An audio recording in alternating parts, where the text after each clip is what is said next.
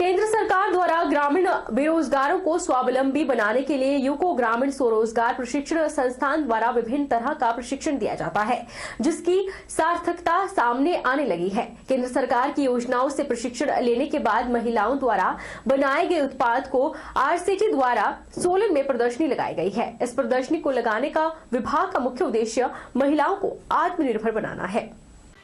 प्रदर्शनी को लगाने का विभाग का मुख्य उद्देश्य महिलाओं को आत्मनिर्भर बनाना है। सोलन में लगी इस प्रदर्शनी में महिलाओं द्वारा चील की पत्तियों से बनाए गए उत्पाद, मोमबत्तियों सहित स्वेटर उपलब्ध है।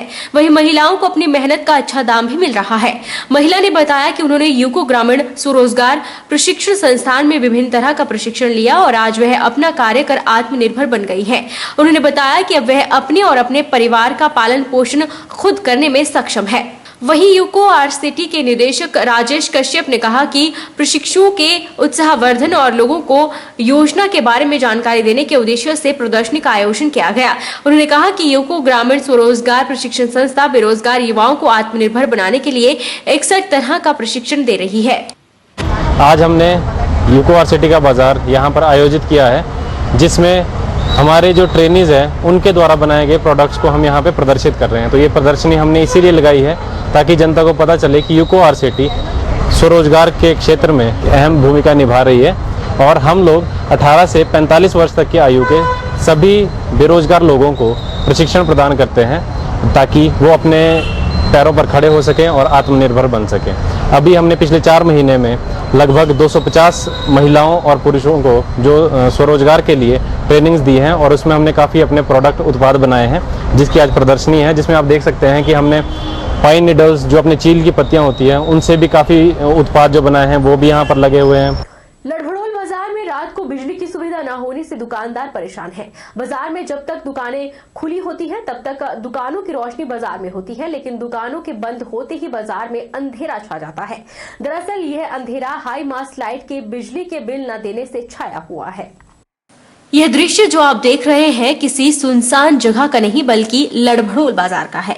बाजार में जब तक दुकानें खुली होती हैं तब तक दुकानों की रोशनी बाजार में होती है, लेकिन दुकानों के बंद होते ही बाजार में अंधेरा छा जाता है। पिछले दिनों सांसद रामस्वरूप शर्मा ने बस स्टैंड के लिए हाई मास्ट लाइट लगवाई थी, जिसको बिजली की बिल की समस्या के चलते लगभग 1 महीने के बाद चालू किया गया था। बिजली के बिल के देने के लिए कोई तैयार नहीं था, तो जोगिंदरनगर विधायक द्वारा बनाए गए प्रेम मेमोरियल चैरिटेबल ट्रस्ट द्वारा हाई मास्ट लाइट के बिजली के बिल को भरने की समस्या को हल कर दिया गया।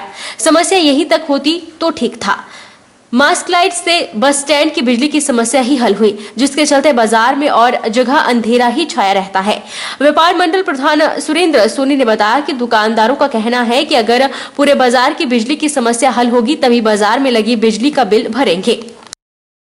लड़भड़ोल में बाजार में जो रात को लाइट की समस्या आ रही है उसके बारे में कुछ बोलना चाहूँगा, क्योंकि लड़भड़ोल बाजार में लगभग 300 मीटर तक बस स्टैंड से पुराने नई मार्केट से लेकर चप्पू के पुल तक पेट्रोल पंप तक फैला हुआ है।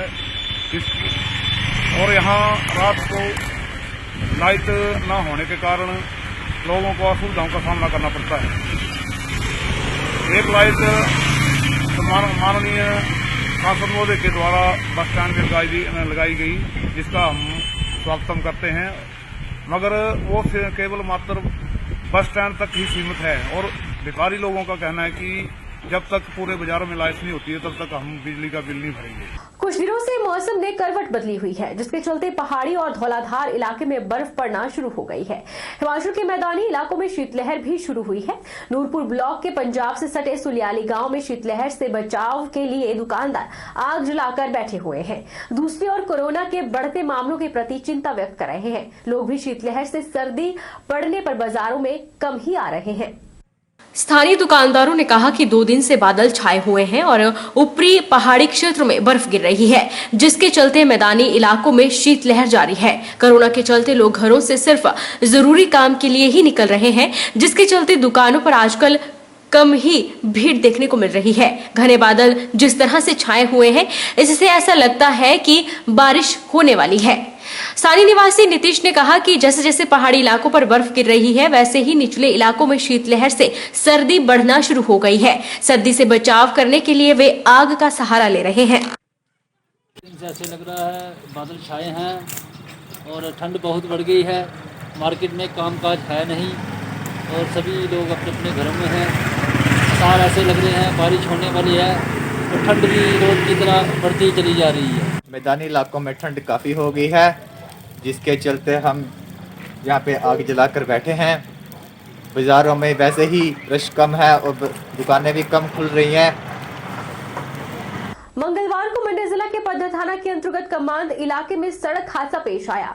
हादसे में एक ऑल्टो कार के पलट जाने से एक युवक की मौत हो गई है, जबकि 4 लोग घायल हुए हैं। घायलों का उपचार जोनल अस्पताल मंडी में चल रहा है।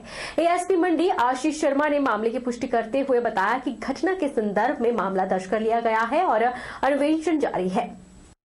11:30 बजे थाना पत्थर के अंतर्गत जो कमान चौकी है, वहाँ पे एक अल्टो गाड़ी के एक्सीडेंट दुर्घटनाग्रस्त होने की जो इन्फॉर्मेशन मिली थी, जिस पर तुरंत कमान चौकी से अन्वेषणाधिकारी मौके के लिए रवाना हो गए थे।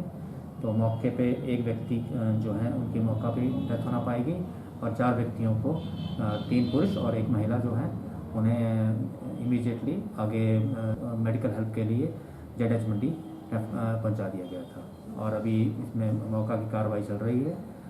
गाड़ी में बैठे व्यक्तियों या चश्मदीद व्यक्तियों के बयान के आधार पर मुकदमा जो है दर्ज किया जा रहा है। जिस व्यक्ति की डेथ हुई है उसका नाम रामलाल है और वो 24 वर्षीय युवक है और जहाँ पे एक्सीडेंट हुआ है उसी के नज़दीक रियागढ़ी गाँव का निवासी बताया गया है। रुकेंगे एक छोटे से ब्रेक के लिए। ब्रेक के उस पार फौरन लौटेंगे, आप बने रहिए हमारे साथ।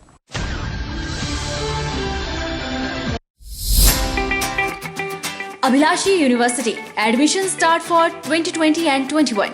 BAMS, D Pharmacy Ayurveda, BSc Honors Agriculture, Diploma in Agriculture, MSc Agriculture, D Pharmacy, B Pharmacy, M Pharmacy, BTech Computer Science and Engineering, PGDCA, MBA, MTech Civil Engineering, Mechanical Engineering, Computer Science and Engineering, 2-year Veterinary Pharmacist Training Course.